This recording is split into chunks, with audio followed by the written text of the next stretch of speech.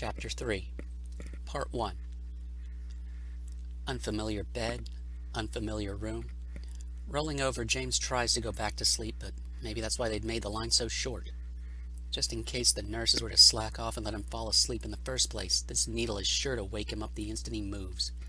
He stares at it, where the needle pierces his wrist, held in place with an excess of itchy surgical tape, then follows its slender tube down and around and up to a clear plastic bag dangling overhead, where a familiar face meets his. "How do you feel?" Officer Darren inquires.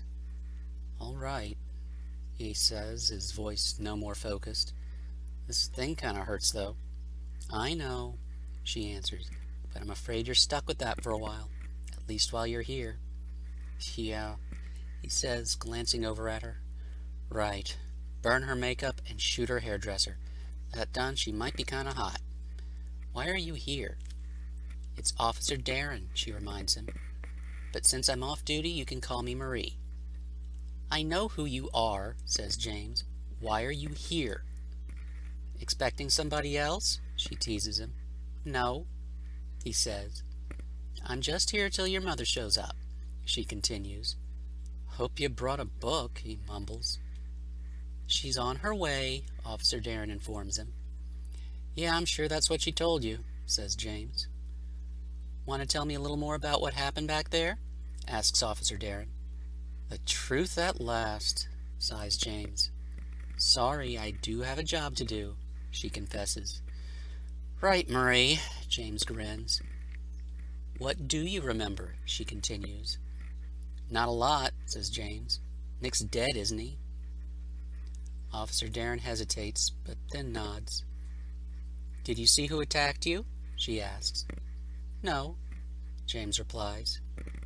"Did he wear a mask?" she continues. "No, I just didn't see him," he tells her. "Did he come up from behind you?" she asks. "No, he took Nick on face to face," says James. "Scared the shit out of him." "But not you?" asks Officer Darren. "At first," he confesses. "But then I took down all the mirrors in the house. Not like Mom even noticed I'd done it. You should consider it yourself, Marie." Officer Darren doesn't quite know how to interpret this. "Let's start over from the beginning," she suggests. "You and Nicholas Hayes were walking home from school." "I wasn't walking home with Nick," says James. "He stopped me on the way." "He stopped you?" Officer Darren asks him. "That's all?" "He beat the shit out of me," says James. Officer Darren hesitates for a moment before nodding. "And then?" she urges him. "Don't you have people to figure this out for you?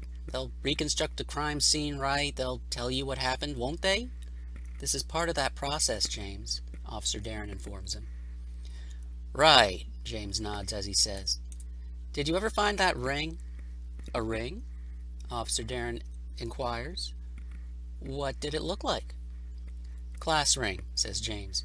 "He got the kind with his initial right in the middle of the rock, like a signature ring, like they used to dip in wax."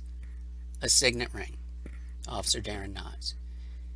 "He wore it on his right hand," says James, holding up his hand and balling it into a fist, pointing to the middle finger. "Did you find that hand?" Officer Darren ignores his question. By the look of her expression, she might be finished. "You want a hint?" James asks her, and he pulls up his examination gown and pulls down the sheet just as far as his waist, showing her a bulge in his stomach. "I'm guessing this is it right here." A nod. Officer Darren smiles and walks off without another word.